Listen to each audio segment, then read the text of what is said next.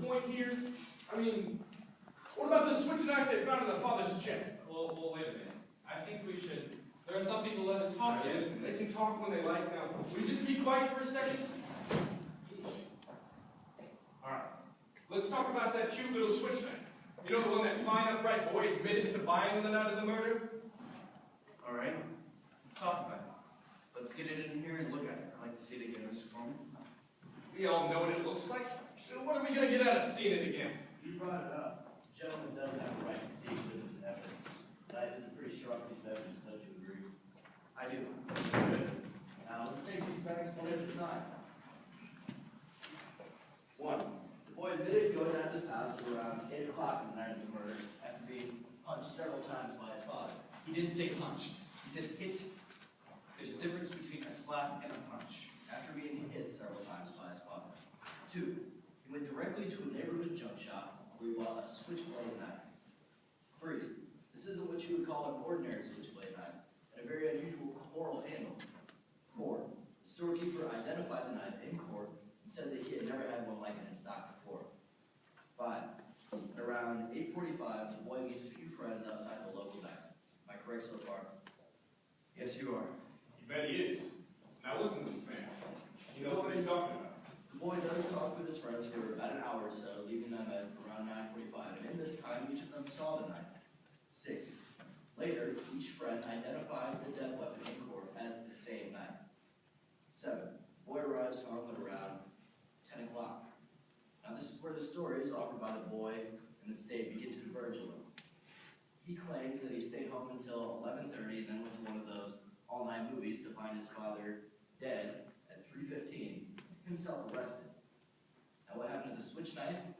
He claims it fell through a hole in his pocket, and then he never saw it again. Now, this is a tale, gentlemen. I think it's clear that the boy never went to the movies that night. Nobody saw him leave his house at 11:30. Nobody at the movies identified him either. He doesn't even remember the names of the pictures he saw. What really happened is this. He stayed home, had another fight with his father, he stabbed him to death at 10 minutes after 12. He then fled from the house. He even remembered to wipe the knife with clean up fingerprints. Thank you. Everyone connected with the case identified this knife. Now, are you trying to tell me that somebody picked it up off the streets and stabbed the father with it just to be amusing? No. I'm saying it's possible that the boy lost the knife and somebody else stabbed his father with a similar knife. It's possible. Take a look at that knife. It's a very strange knife. I've never seen one like it before in my life, and neither did the shopkeeper who sold it to him. Aren't you asking us to accept a pretty incredible coincidence? I'm not asking anyone to accept it. I'm just saying it's possible. And I'm saying that it's not possible. Whoa! Who do you think you are? Quiet. Let's keep quiet. Where did you get it? I was walking for a couple hours last night just thinking. I walked through the boy's neighborhood. That knife comes from a pawn shop 3 blocks from his house. It cost $6. It's illegal to buy or sell switchblade knives. That's right. I broke the law. You pulled a real bright trick here. Now, supposing you tell me what that proves? I mean, there could be 10 switch knives like that, so what? Maybe there are. So it's the same kind of knife, so what's that? The discovery of an age or something? It would still be an incredible coincidence for another person to have stabbed the father with the same kind of knife. The odds are millions to 1. It's possible. But not very probable. Listen, let's take seats. There's no point in milling around here. You know, it's interesting that he find a knife exactly like the one the boy bought. How come he bought the knife to begin with? Well, he claims that he was I know. He claims he bought it for a friend. He was going to give it to him the next day because he dropped the other kid's knife and busted it, dropping it on the pavement. That's what he said. Baloney. But the friend testified that the boy did break his knife. Yeah. And how long before the murder? 3 weeks, right? So how come our noble lad bought this knife 1.5 hour after the father smacked it, and 3.5 hours before they found it shoved up in the father's chest? He was gonna give it to his friend. He just wanted to use it for a minute. Here's a question I would like to ask. It's one of the questions I wanted to ask in court. If the boy bought the knife to use on his father, how come he showed what was going to be the murder weapon to 3 friends of his just a couple hours before the killing? With all of this,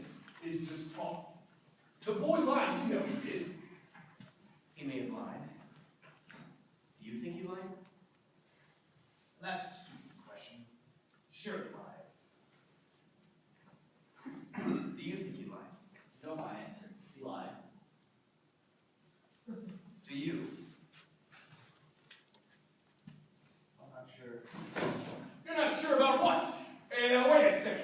What are you, the boy's lawyer or something? What do you think you are to come in here and start cross-examining us? Isn't that what's supposed to happen in a jury? There's still 11 of us that think he's guilty. Yeah, what do you think you're gonna accomplish? You're not gonna change anybody's mind. So if you want to be stubborn and hang with jury, go ahead. We'll be found guilty, sure as you're born. Probably right. So what are you gonna do about it? They can be here all night. It's only one night. The boy may die. Anybody got a deck of cards or something? I don't think we ought to make a joke about this. We won't need. Look, I don't see what any of this stuff about the knife has to do with anything. Somebody saw the kid stab his father. What more do we need? I got 3 garages of mine going to pot while we're talking here. Let's get done and get out of here. The knife is very important to the district attorney. He spent a whole month. He's a victim assist or something. What does he know? All right, I think you gotta get on with it here. These side arguments always slow us up. What about it? I've got a proposition to make. I want you 11 men to vote by secret ballot. I'll abstain. There are still 11 votes for guilty. I won't stand alone. We'll take a guilty verdict right now. But if anyone votes not guilty, we stay and we talk this thing out. Fine. You're beginning to act like a reasonable man. Okay, do it. Sounds fair enough. Anyone check? Perhaps this is best. All right. Brilliant.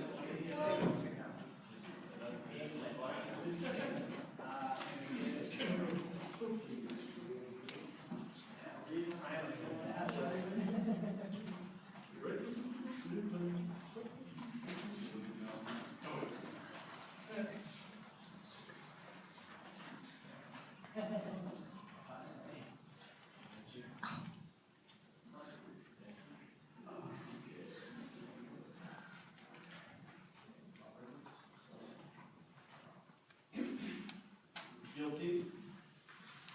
Guilty? Guilty? Guilty? Guilty? Guilty? That's 6. Please. 6 guilty. Guilty. Guilty. Guilty. Not guilty. How do you like that? All right, who was it? Is there anything we got right to know? Yeah. What did he change his vote? Excuse me, this was a secret ballot. We agreed on this. No one looked while we did it, but now I would like to know. A secret ballot. We agreed on that point, no? The judgment wants it to remain a What are secret. you talking about, remain a secret? I know who did it. What's the matter with you? You come in here and you vote guilty like the rest of us, and then this golden-voiced preacher over there starts to tear your heart out about some poor little kid who just couldn't help but become a murderer. So you change your vote. That's the most sick. Now hold it. I agree with you, the boys guilty. Let's be fair. Hold it. Be fair. We're trying to put a guilty man in the chair where he belongs. All of a sudden we stop paying attention to fairy tales. Take it easy. What do you mean, take it easy? You feel like seeing a proven murderer walking the streets? Maybe we should give him his knife back, make it easier for him. Please, I would like to say something. I have always thought that a man in this country was entitled to have unpopular opinions. This is the reason I came here. I wanted to have the right to disagree. You disagree with us? Usually I would. In this one case, I agree with you, but the point that I wish to make is that in my own country... Oh, now what do we have to listen to? The whole history of your country? It's always wise to bear in mind what's happened in other countries when people aren't allowed to disagree. We are. Let's stick to the subject. Yeah, let's stick to the subject. Hey, I want to ask you, what made you change your vote? Yeah, I want to know too. You haven't told us yet. Why do you think I'm the one who changed his vote? Because I do. Now get on with it. There's nothing for him to tell you. He didn't change his vote. I did. God. I was gonna tell you, but you were so sure of yourself. Oh. I'm sorry. Okay, now. Maybe you'd like to know why. No, we want it like it. Well, I'd like to make it clear. Anyway, if you don't mind. We haven't listened to this guy. Thank you. This gentleman chose to not stand alone against us. That's his right. He doesn't say the boy is not guilty. He just isn't sure. Takes a great deal of courage to stand up against the ridicule of others. Well, he left the verdict up to us. He gambled for support, and I gave it to him. I respect his motives. The boy on trial is probably guilty, but I want to hear more. For the time being, the vote is 10-2. I'm talking here. You have no right to. He can't hear you. He never would. That's fine. The speech is over. Let's get on with it. I think we gotta take a break. The man's inside there. Let's wait for him. All right. Time to shake up some check. Let's see.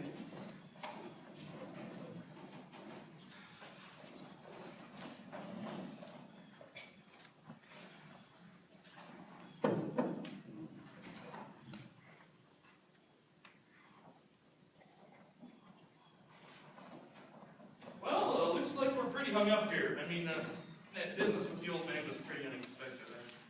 I wish I knew how we could break this up. You know, in advertising, well, I told you I worked at an ad agency, didn't I? Well, there are some pretty strange people. Not strange, really. They just have peculiar ways of expressing themselves. You know what I mean?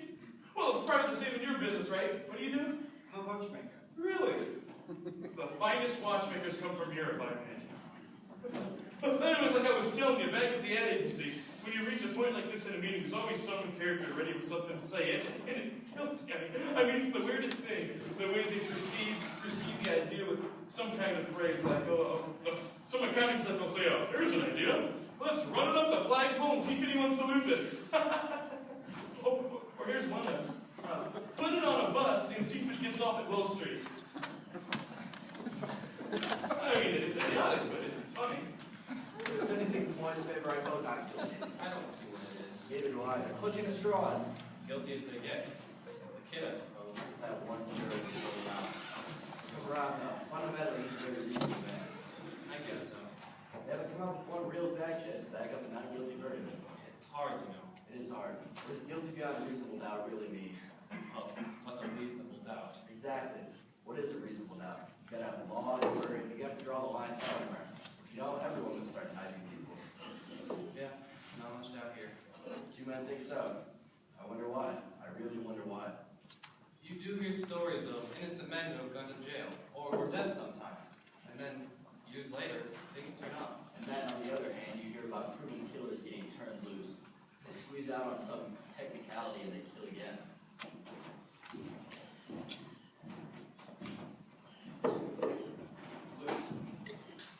That business before, you know how it goes. I didn't mean to get nasty or anything. Nothing personal, right?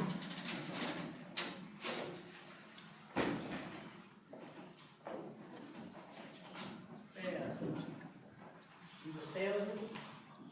I'm an architect. You know what the soft sell is? You're pretty good at it, I'll tell you. See, I got a different technique. Jokes. Tricks. Knock them on their asses. Make $27,000 last year selling marmalade. I mean, that's not bad, considering marmalade. What are you getting out of it? Kids? The boy's guilty, pal. So let's go home before we all get sore throats.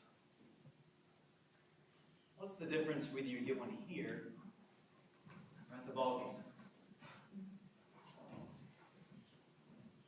No difference at all, pal. No difference at all.